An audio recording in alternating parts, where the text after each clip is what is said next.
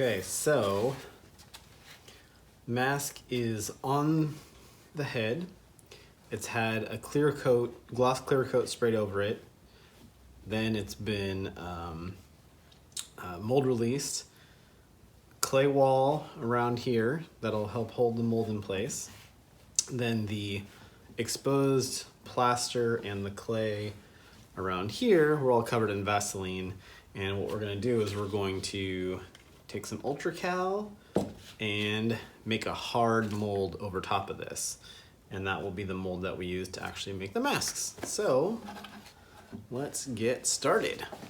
So what we're gonna do is for the first coat, it could be a little bit runnier.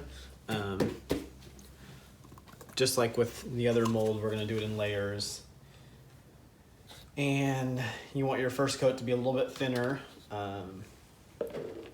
to help with capturing all the details, and then thicker coats on top of that. So I just put some of the Ultra Cal here in the cup, and I'm gonna add some water and then mix it up. I'm just doing a little tiny bit to start with. I don't need too much. Just to do a really light coat.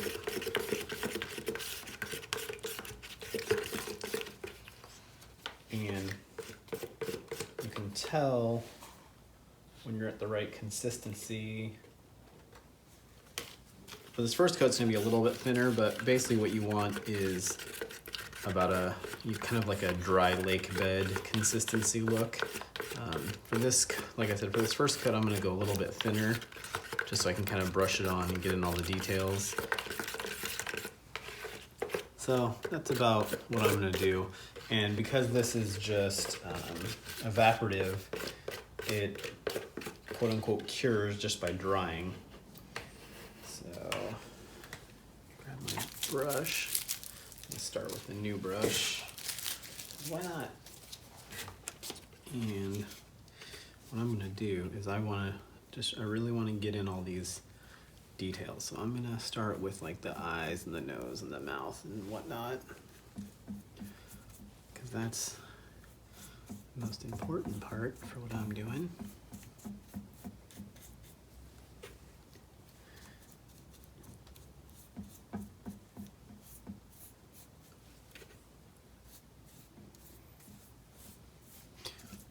You can see it's kind of wanting to beat up even on this because of the mold release and the clear coat and everything else, which is a good sign because that means that when I go to demold this, it should come out pretty easy.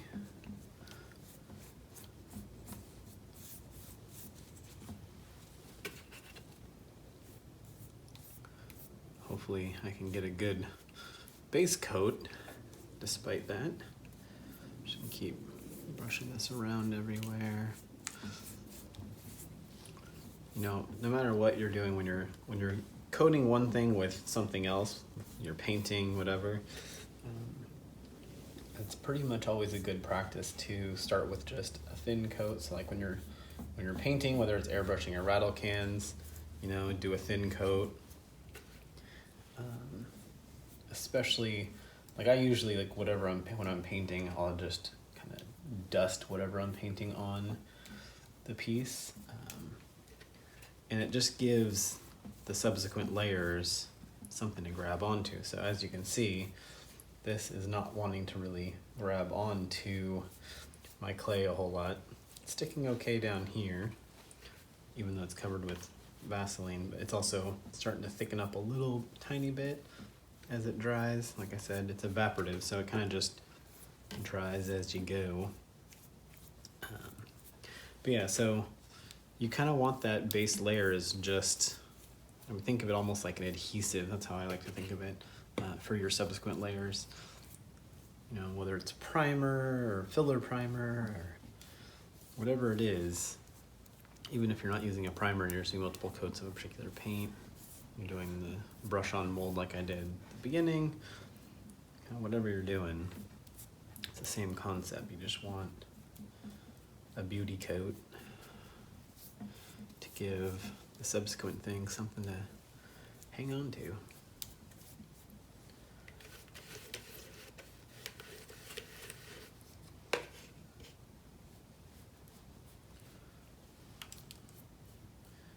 See, it's starting to stick a little bit better, give or take. What I'm going to do at this point is, since I've gotten some everywhere, I think what I might do here is just add a tiny bit more powder.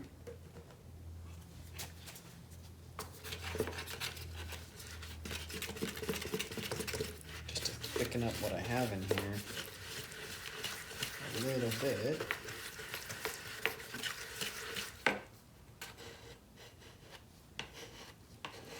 And then keep going. And what I'm going to do, what I'm going to do with this is, after this first layer, it's going to get pretty thick layers. It needs about 3 thick layers after this coat, and then the 4th last layer, kind of like doing, if you've ever seen life casting, or I mean you can watch the video of me doing the life casting that got this head, the last layer of that shell on that life casting you do with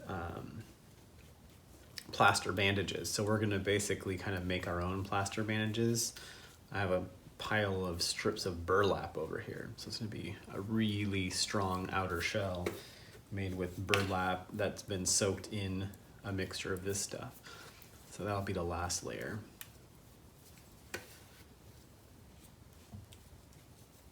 Whoa, a little too much there.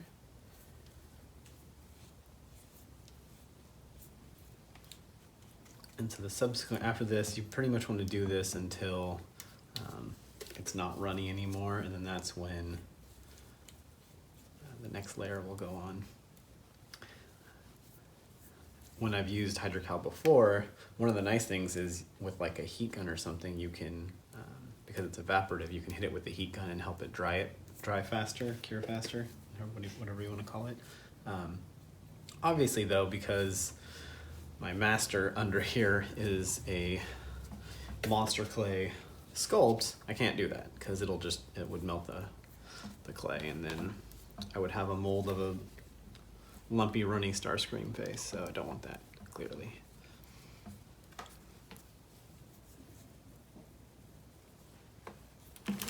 Whoa! Where do you think you're going?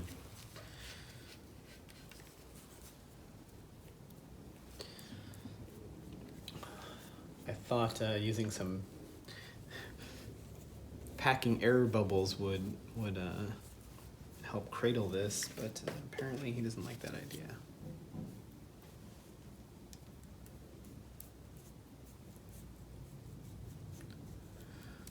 And so I have enough material on here for this beauty coat.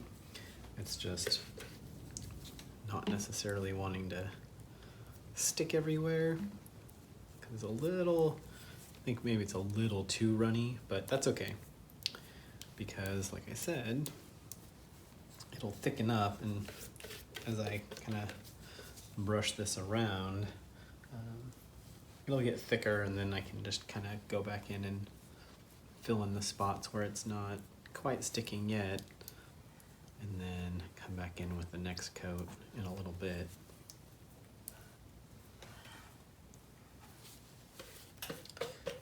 I wonder, you know, if you watch this and listen this far, I'm curious what people think about this style of videos that I'm trying to kind of test out with the Starscream build, where I'm just sitting here blabbing and talking, versus like a time lapse, which I'll also have. I am going to put all of these together when I'm all done into just a quick time lapse with some music, and you don't have to listen to my stupid voice. But I know some people like to hear just random stuff, and who knows, whatever comes to mind. It's kind of stream of consciousness, but just curious if people actually like this format or not, versus just the, hey, just let me watch the thing and shut up. unless you're actually explaining something, which I was at the beginning, but now I'm just talking whatever because I'm just doing the same thing over and over. There's not really anything new for me to explain.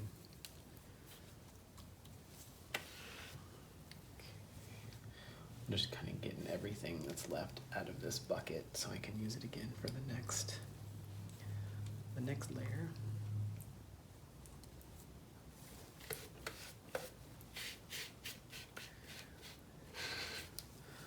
All about reuse around here as much as possible. It's one of the things I like the least about this hobby, profession, whatever you want to call it, is how much waste material there is. So I try to reuse as much stuff as I can. All of my cups and everything else, I reuse as many times as I can before I throw them away. And most stuff that you mix in them, especially if you mix both parts in a cup, will come out. Whatever's left, the remnants will come out, and you can reuse the cup. I mean, I bought a giant box of mixing cups, the small ones, not these big ones. I don't have very many of these big ones because I don't do a lot of stuff where I need big ones. But I bought a giant box when I first started a few years ago of the mixing cups that I use the most, and it's like 95% full still. It's like 100 cups, and there's probably, well, if it was 95%, that would be 95 out of 100, but probably a little bit less than that. But it's still mostly full. I just reuse the heck out of cups as much as I can. You can, if any remnant stuff is in there, you can clean them out with alcohol and just keep reusing them. I pretty much reuse those measuring cups until what inevitably happens is you're trying to get out some resin or something and it'll crack. That's kind of this cup is trash now because it has a giant crack in it and it won't hold material anymore. That's usually my how far I take a cup before I replace it. And so, yeah, I try to reuse as much stuff as I can. We go through so many, there's so many things that you have to clean up and wipe and just as you're going. And so recently we decided that we still have shop towels because sometimes you just need, the blue Scott shop towels that everybody uses. Sometimes you need, a paper towel to wipe something up or clean up something because whatever you're cleaning up has to go in the trash, right? But recently we bought, there are these microfiber cloths that come in basically like a giant tissue box type of dispenser. And they're great because they're great for wiping things down, they're great for cleaning things, and then you just wash them. So we save up a load of those and wash those separately from our clothes. We'll throw in our aprons, jumpsuits, whatever shop things that we need to wash in a load with whatever towels we've gotten dirty, and wash those. And it's cut down on our waste quite a lot just from doing that. Try to reuse mixing sticks as many times as I can.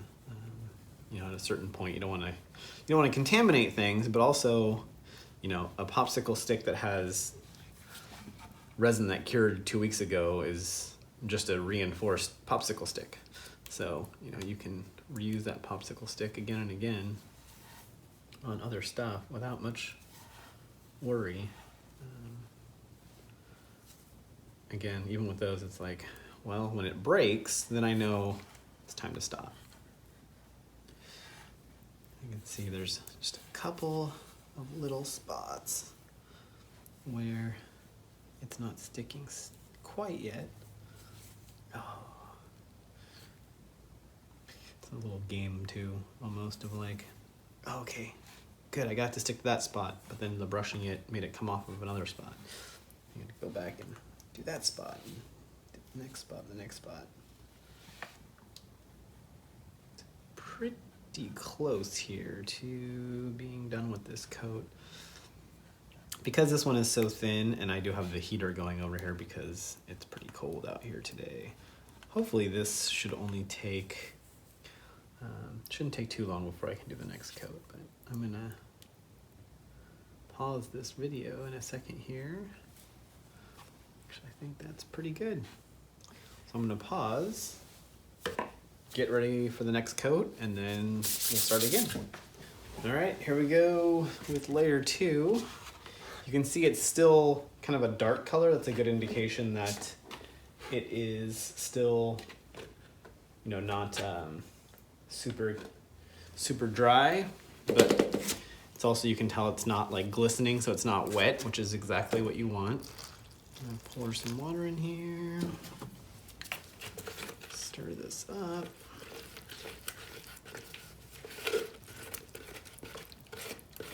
And looks like I put maybe a little too much water. It's okay. Add a little bit more powder, and we should be good to go.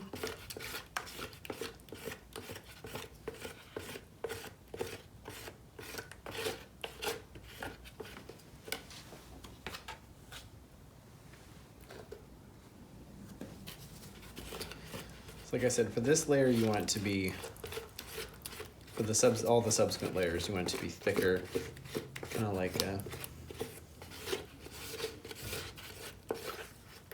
paste almost. This is very lumpy.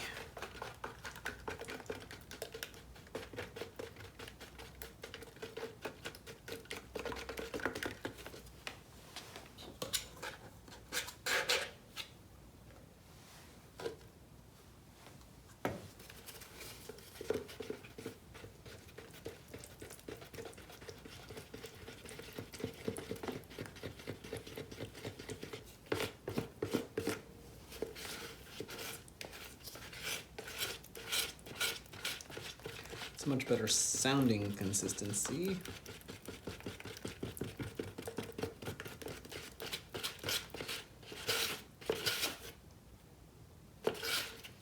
The tricky thing, especially with this, because it's evaporative, you want to make sure your temperature wherever you're working is not too hot and not too cold. Just like anything really, I guess. But because if it's too hot, what will happen is it'll set up really fast in your bucket or wherever you have it. I've had that happen before with using like ultracal and hydrocal, and it sets up super fast, and then you can't, you basically have a bucket full of dried plaster, which doesn't do anybody good. So you can see this is quite a bit thicker, and I'm just kind of slapping it on there, and it's just sticking to that bottom beauty layer, no problem.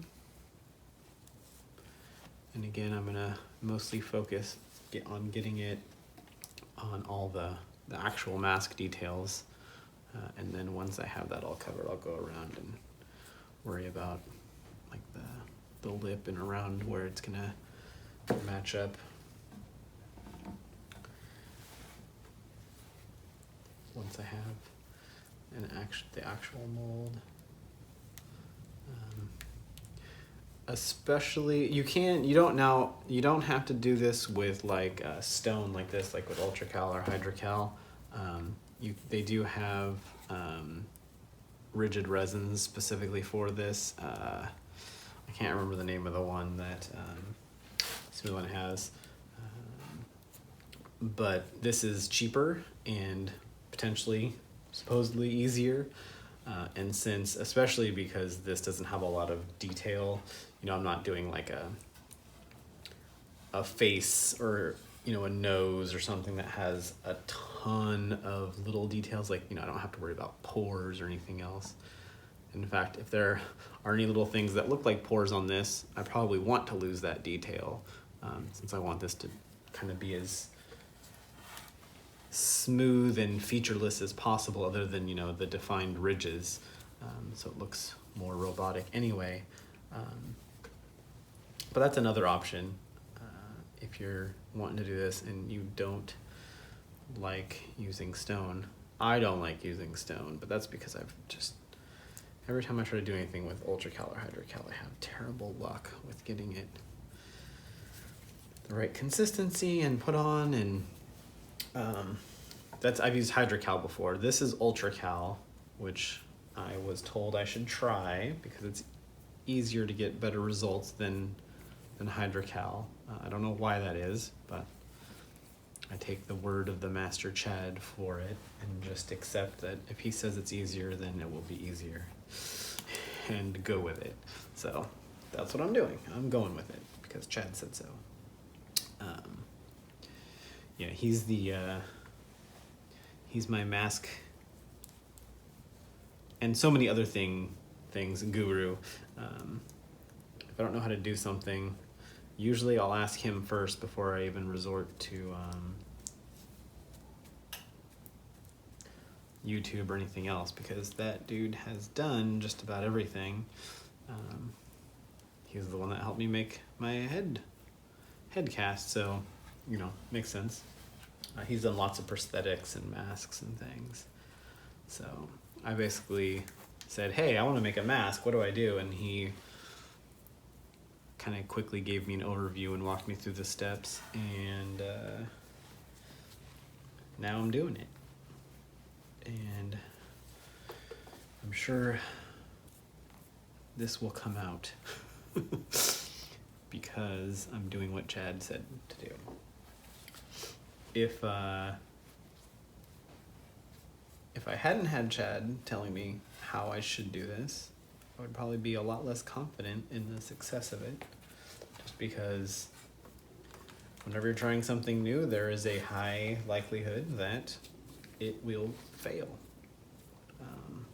especially when it's something completely different than anything you've done before, like making a prosthetic for your first time, which is what I am doing. And of course, in typical Will fashion, making my first prosthetic, I didn't go with something like an ear or a nose. I'm going with a full-on face mask, because if you're gonna do it, do it. One of the cool things, though, about doing this build first specifically is I have a couple of masks and prosthetics that I've been wanting to do, namely two in particular. I want to do the Red Death mask from Phantom of the Opera, the movie version, and that's like a sculpted half mask. And the other one that I want to do is a friend of mine who is an amazing artist, Danny Townsend. One of their pieces that they do often, they created this character who is a red panda, which happens to be my favorite animal on the planet because it's the best animal on the planet. They have this character who's a red panda that loves to cosplay. And so I thought that it would be really awesome to do a cosplay of the red panda that Danny does. And that way I can wear a bunch of costumes in my red panda costume. This is a little meta, but I think it would be really fun. And so what I want to do is sort of like, I don't want to do like a full-on red panda head, mascot head kind of thing. What I want to do is I want to make it I want to do sort of just like a more anthropomorphized red panda, so I'm going to have like a snout that I want to do. So those are the two projects actually that I had in mind when I decided that I wanted to do this head cast in the first place. The thing is, I have never sculpted anything before in my life, unless you count, Play-Doh as a kid. And so I've been nervous to actually try sculpting either one of those things on my face, which is kind of funny and silly when you think about it, because I'd be sculpting out of monster clay, which, again, what's the worst thing that's going to happen? It's not going to come out, and I'm going to melt it down and start over, right? So worst case scenario, not a big deal. But like so many things, it's new. I've never done it before, and so it makes me a little anxious, nervous to try it. So the cool thing about this project is, yes, I did some sculpting on it, but for the most part, it was I heated up and poured the mask out of the monster clay, and so let's say 85. I'm gonna say 85. 85% of the work was done for me just by making that original mold and casting the mask out of clay. But what it did give me is a whole lot of experience with kind of the finer detail part of it, which, arguably is the hardest part, is getting the fine details after you've kind of got your base of whatever you're sculpting kind of blocked out. And so I kind of got to skip ahead to, the end of a sculpting project and finish it, and then learn how the monster clay works. I got to use a whole bunch of sculpting tools, finishing tools, and products like the mineral spirits, and just got to do all kinds of cool stuff and learn a whole lot about how the monster clay works without having to start a sculpt from scratch and worry about learning and testing things and screwing up something I started from scratch. With this, if I'd screwed anything up with my monkeying around and finish work, worst case scenario, I could melt it, pour it back into the mold, and then start again with a fresh clay cast of the mask. So the reset point for this project when I'm playing with the clay has always been, reset to 85% done. Versus if I am, on those other two sculpts, I'm sculpting something from scratch. And so if I screw up on those, then, the reset is, well, maybe not necessarily 0, but, depending on where you screw up, the reset might be 0. And so that was a lot more daunting and challenging and scary to get started on. But now that I have learned a whole lot about playing with monster clay, and I've learned that it's not as hard to kind of backtrack and redo some steps with heat guns and melted clay and everything else, it's not quite as scary anymore. And so now I'm looking forward to, once this is all done and this project is done, getting to those sculpts. Obviously, until this is done, I can't work on any of those other projects because my face is in there. So this is almost all done. And then we'll take another break while this sets up and then do it again. I'm gonna do one more coat like this, and then it'll be time for the final burlap coat. So there we go. Coat number 2's done. All right, here we go with layer 3.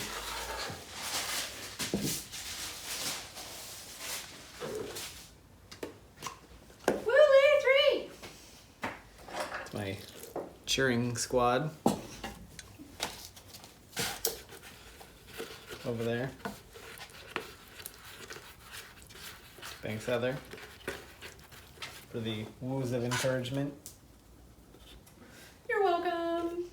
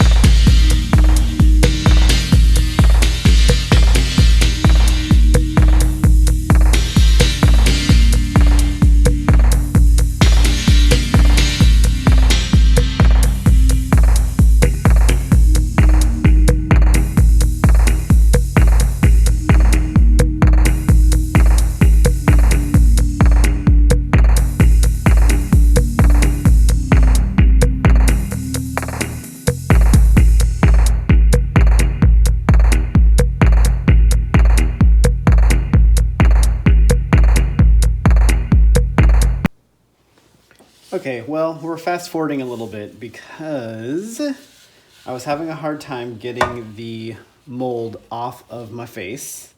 I think the plaster was still not quite dry all the way, even after sitting out in the garage all night, because it's cold in the garage. So what I did is I took it in the house and I put it in front of the fireplace, not just on low. We have a gas fireplace. So it was on low and I put it in front of the fire, and it helped dry this out all the way. So this is nice and dried out now. But what it also did is you can see it kind of melted the mask quite a bit, which is fine, because that means that it will be relatively easy to get out of here. But I kind of sat in front of the fireplace and just slowly worked the shell off of the face. And as you can see, it came off pretty good. So I got to clean all the clay off of here, obviously clean the clay out of here, and then it will be pretty much ready to get make our first attempt at casting the mask. I don't know how that turned out yet. I'm still a little nervous because it's not out yet, but I'm gonna heat this up and just clean this off, because we do need the clay off of here, because we're actually going to use the head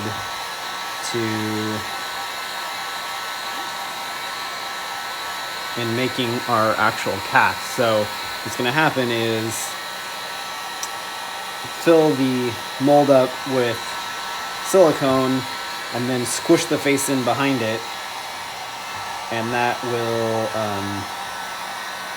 make a silicone prosthetic that fits on my face perfectly, in theory. I mean, that's the theory, right? We will have to wait and see in practice if that actually works out.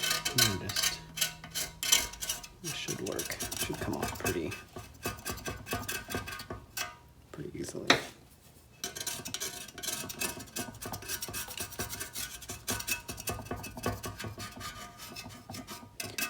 Man, I sure do like monster clay after all this playing around with it. I'm anxious to start my next project. Now, obviously I'm not being super careful with getting it off of here. I will be a little bit more careful getting it out of the mask, though, out of the mask mold, because that is a little more delicate.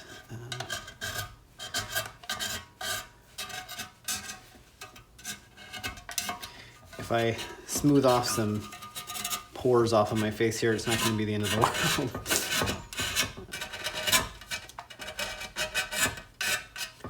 It'll also be interesting to see how this, the final prosthetic mask works when I have facial hair.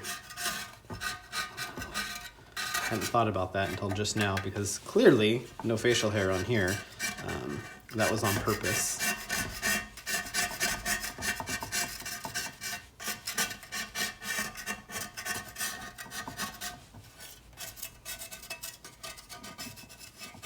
Obviously, I don't want to scrape off any of my face. Like I said, a little bit of, a micro-millimeter here and there is not going to be the end of the world, but I don't want to accidentally take off any prominent features. That would be bad.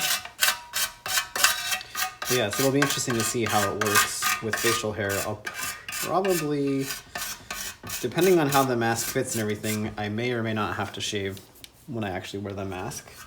If I have to, not the end of the world. It's not like I haven't shaved for cosplay before. But in theory, the mask should work, because it's such a big mask and it's going to be so fitted to my face. It should work without having to actually adhere it to my face. I'm going to put power mesh in the actual mask cast, and what that'll do is basically make it so that I can pull it on over my head, and that'll hold it snug enough to my face that I won't have to glue it down. But we'll see how it works. So in theory, it should work fine whether I shave or not. If it doesn't work like I'm hoping it will, then I may actually have to shave and then glue some of the mask down. Mostly I'm concerned around the mouth and the eyes more than anything else, obviously. Because I want to make sure that it doesn't move around and, one, obscure my vision, and two, I want my goal, hopefully, again, assuming things work as planned, I want the mouth to actually move when I move my mouth.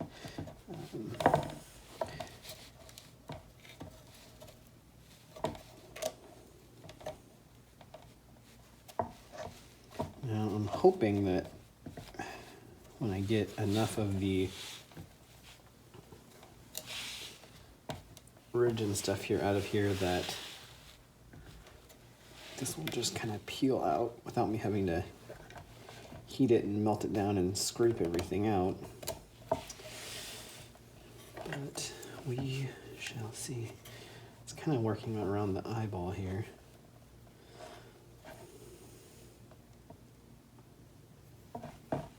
Kind of. It's tricky because, like, to get it off, I had to heat it up, but then so that it was pliable enough to get it off of the head. But I think it's, to some degree, it's working against me right now as far as getting the clay out of here. But if the clay is too rigid, then it also won't come out. So, you know, can't have it both ways. There's got to be a happy medium somewhere. But like I mentioned, this is why, as you can see, why I've said this was kind of a all or nothing bet, because to get this clay out of here, you gotta just kind of wreck the whole thing.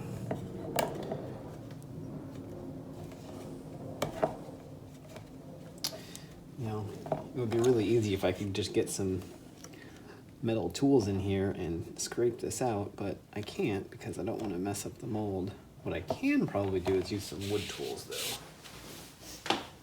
Happy medium.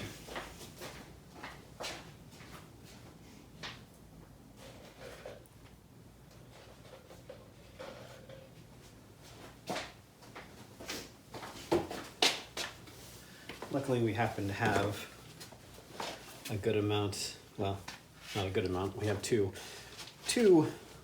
wooden sculpting tools. Mostly we have silicone tipped or metal ones, which are great, except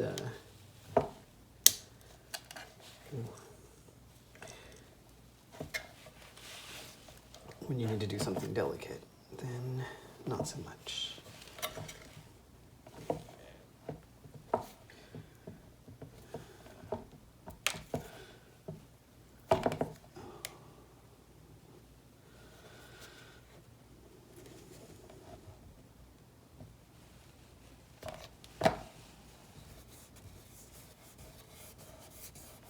Oh, I was worried there for a second. I don't know.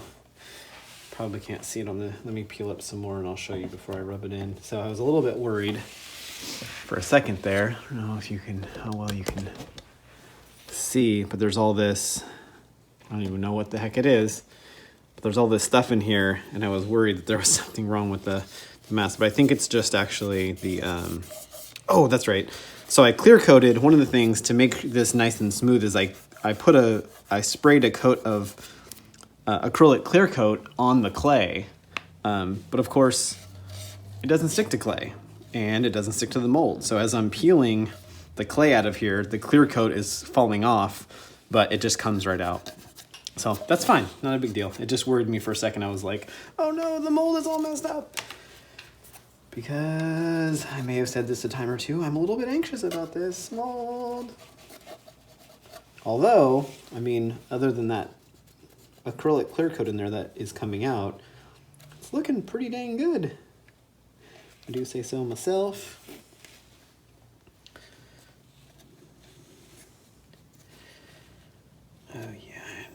totally wrecking this mask.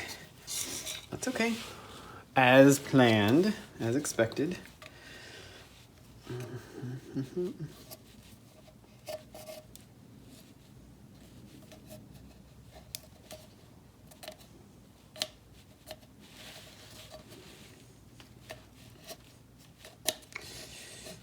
One of the other reasons why I had to be very careful getting the mask off of the head cast is because I was also a little bit worried about the head cast breaking. Actually, I'll show you this right now. Because the head cast was laying here on the back of the head and I was pushing clay on and everything for so long, I actually got this crack. It cracked up to here, and then it also cracked here. That's super glue. I didn't have any. Ideally, I would get some plaster and kind of try to patch it, which I will do eventually here. I'll get some more plaster and patch that up. But because I'm actually going to be using this head when I do the molds, when I cast the masks in the mold, I don't want it to be broken. I do have the mold for my head, so you know, if that one breaks, it's not the end of the world. I can pull another head cast out of it. The problem is that, just like with any mold, there's no well, and especially with something this big and irregularly shaped that's you're making out of stone, there's no guarantee that it'll be exactly the same. And since this mold was built on that head, ideally I want that exact head for when I'm making pulling my masks. If I make another cast of my head, it might not fit quite right. Now, it'll fit, especially for this, since this is just a big mask that's going on, and you know, I don't have to worry about it blending perfectly with any part of my skin, because the places where this blends, back behind my jawline, up on the forehead, are all going to be covered by, you know, the helmet and the armor and stuff. So it's not that big of a deal if I have to make another head. I just don't want to have to make another head, because that would be a waste of time and materials that I don't want to spend if I don't have to. But also, you know, it might cause problems. Not super likely, but it could.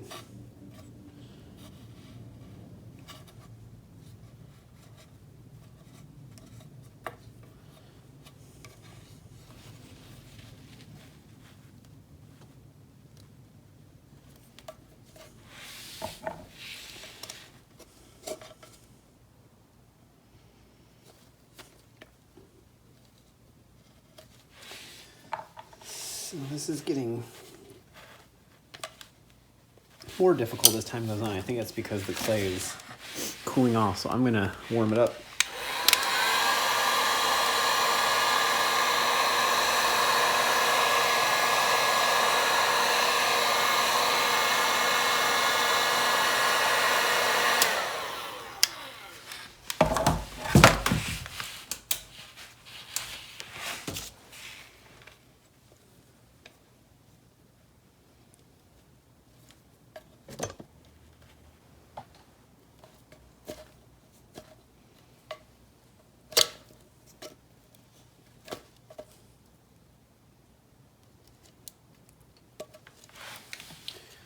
Try not to go too crazy.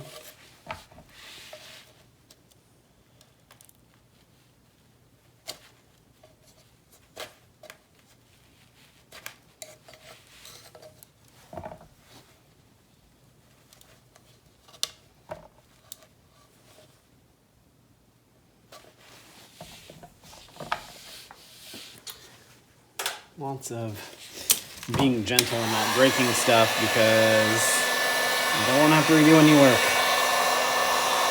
If you help it.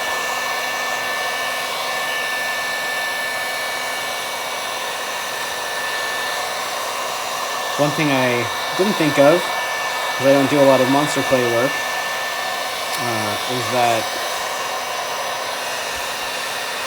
ironically, the way I got it in the mold in the first place to make the original is I melted it down and just poured it out.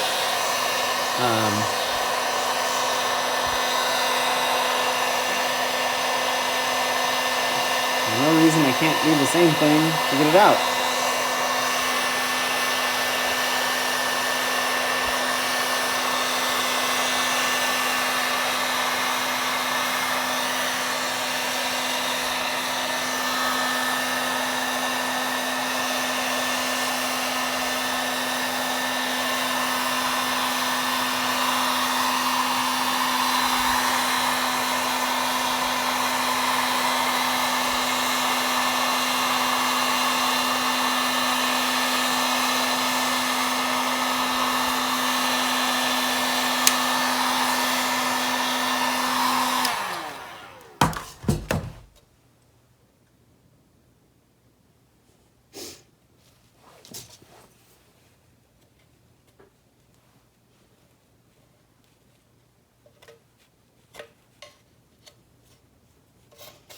Seems to be working pretty well.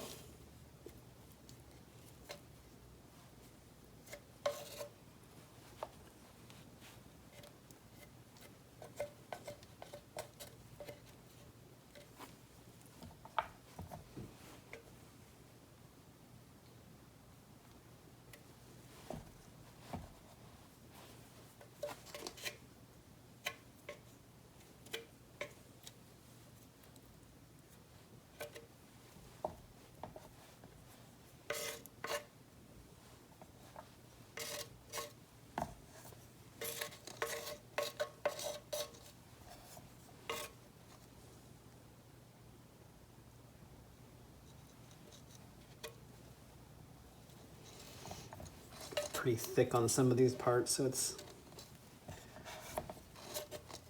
a little harder to get it out, but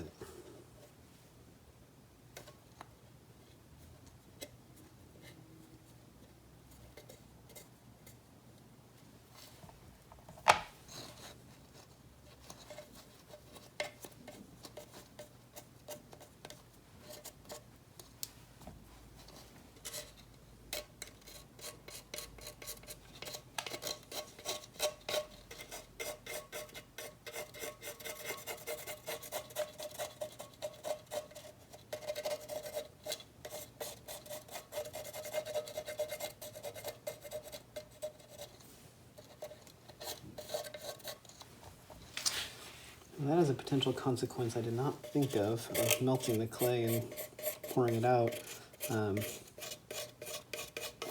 You can see that the oil from the clay is soaking into the mold a little bit. It's a little worrisome. Not gonna lie, I don't know what the repercussions of that are. But, you know, all I can do is keep going. I'm not gonna heat it again though, that's for sure. Just do my best to get this out of here as quickly as possible.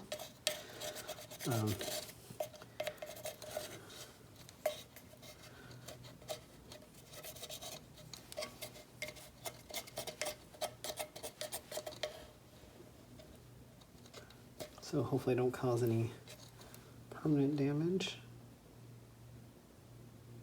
At least I assume that's the oils from the wax. I mean, oils from the clay.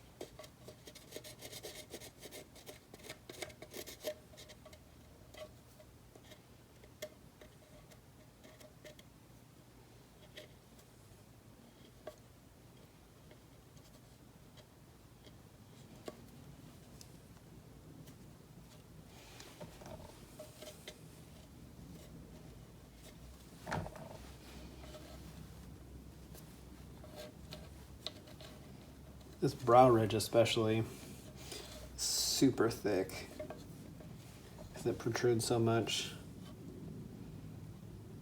Same thing with the chin, it's the other big one. The nose was mostly hollow because I have a nose.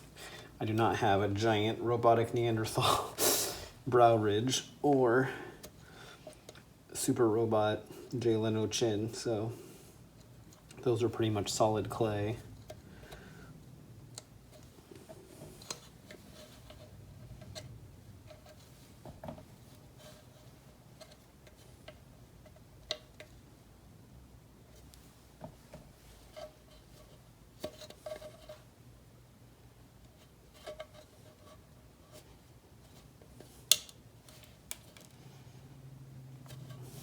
Every time I hear a cracking sound, I freak out. Some of these little edge pieces here keep breaking off, so it's kind of freaking me out a little bit every time one of those breaks off. But as long as it's just a little edge piece, it's not a big deal.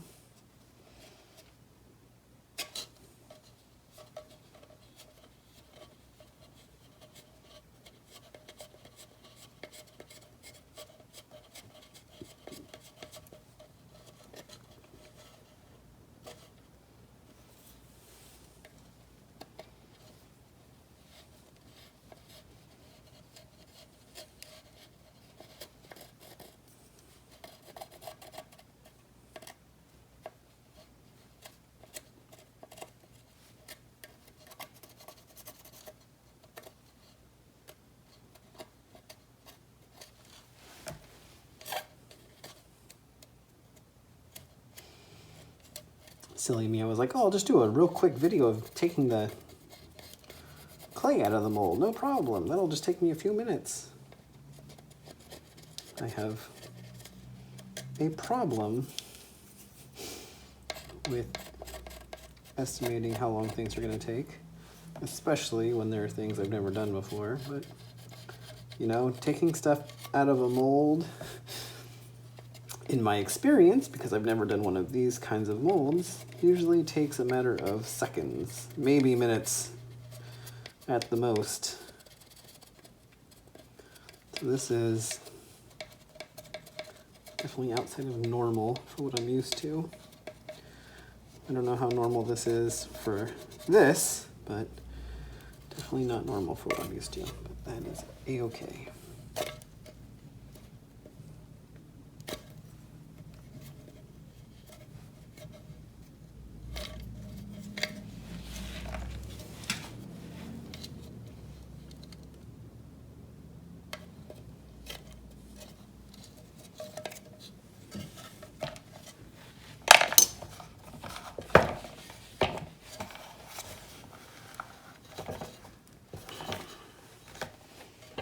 Heat this up a little bit more. Not as much as I did last time.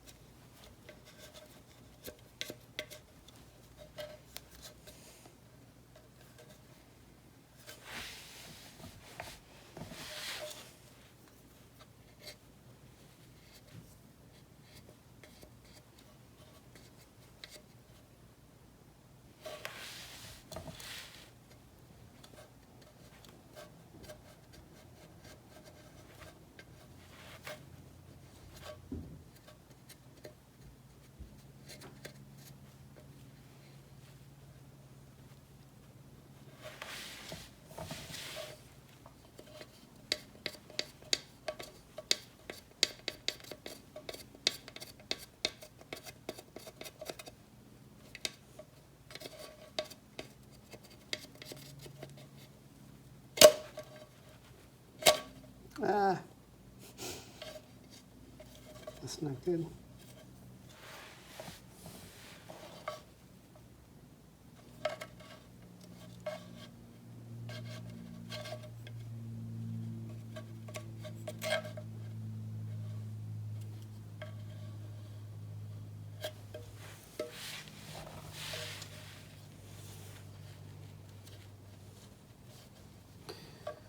Well, not the end of the world. I guess if I was going to mess up any part of the mold, that was the best part to do it on.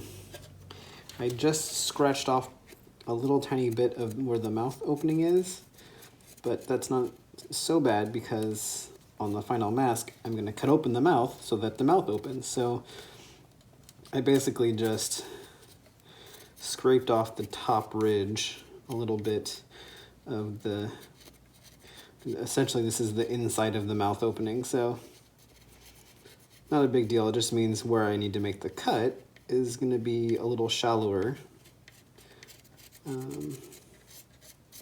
Really not a big deal at all. Thankfully, it wasn't anything important that I just scratched off. So even with the wood tools, still got to be careful on delicate parts because, you know, it still has delicate parts in this mold. You can see right there where it's dark and then the tip of it is wider. I scratched that part of the mouth off, but not going to be a big deal. Not going to be a problem at all. Now I just have to make sure I don't do that with anything important. And I should be fine.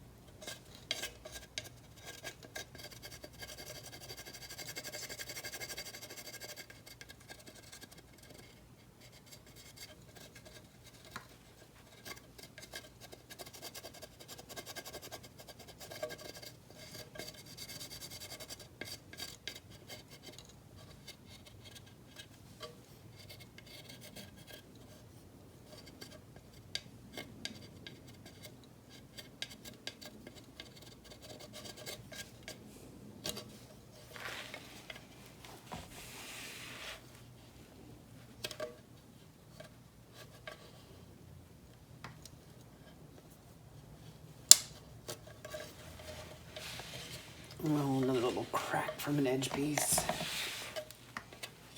Another momentarily minor heart attack.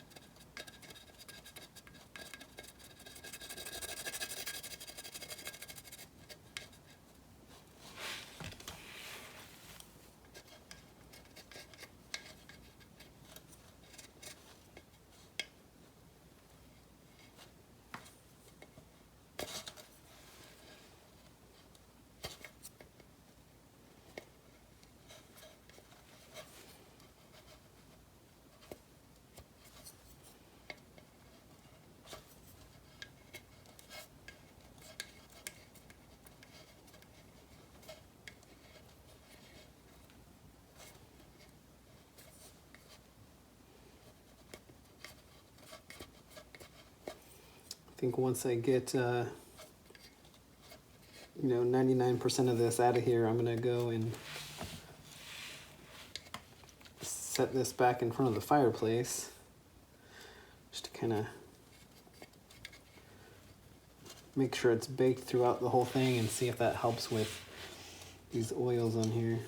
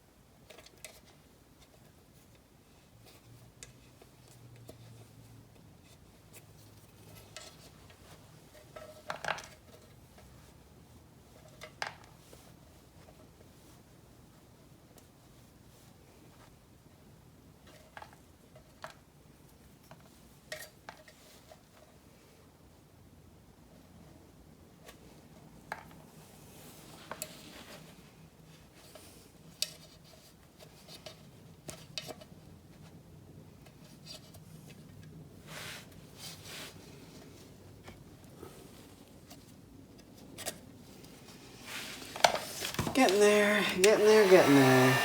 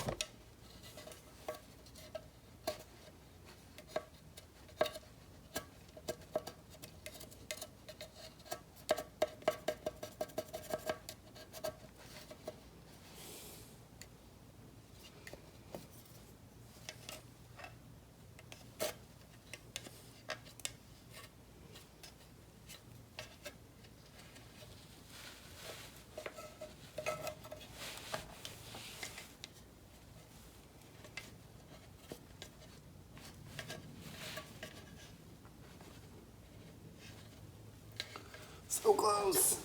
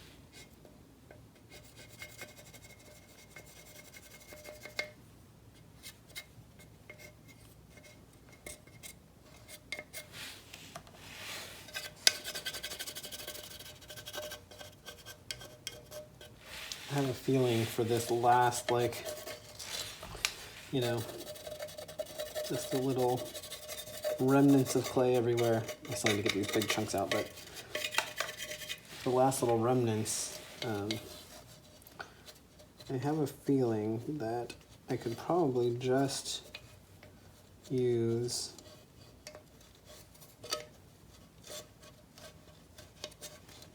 some mineral spirits and rub it all down, and it'll come off. Since it does dissolve monster clay, that's how I smoothed the mask out. So I have a feeling that if I just rub this all down with mineral spirits, I'll be able to dissolve and clean off that last little bit of clay off of everything.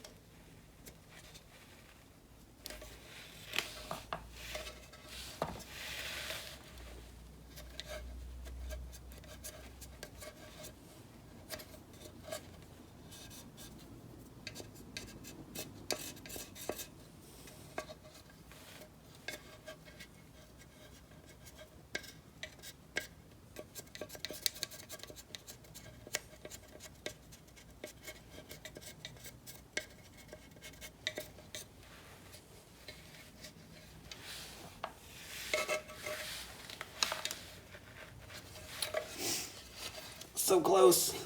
Home stretch right here. It's the last bit.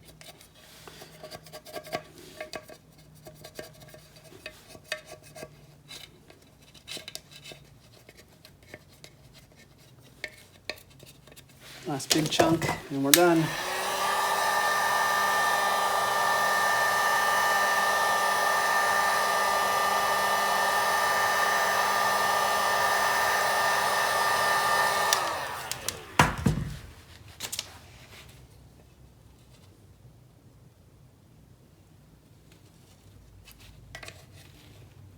Oops.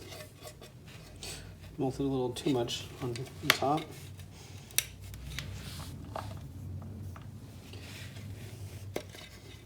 I mean, it's fine as long as I'm not flinging it other places, making more of a mess instead of cleaning.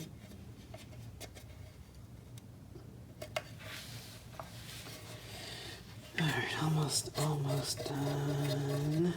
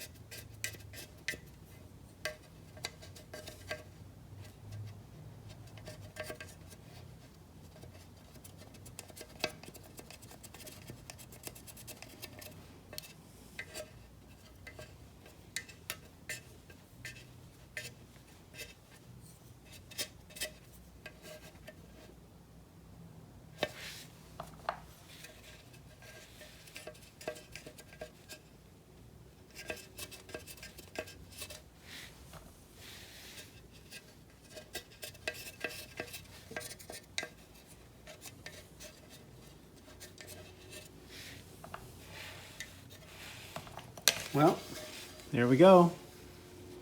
I'm gonna call that a success. I did notice two little things. I don't know if it's because I got air bubbles or what, but I don't know if you can even see it. Right in that little crack right there. Yeah, there it is. See that? There's a little hole there. And then there's another little one down in there. I don't know if those are from air bubbles or if I accidentally poked through, which shouldn't in theory be possible unless there was like an air bubble or something that was making it really, really super thin and weak right there. So whether I poked through or it just never had plaster there, I have those two little air bubbles. I'm not sure if those are things that I should try and fix in the mold, if that's even possible. I'm gonna have to do some research. Or if those are things that I'm gonna just have to deal with when I make the, pull the cast of the mask. But for now, I am going to call that done and a success.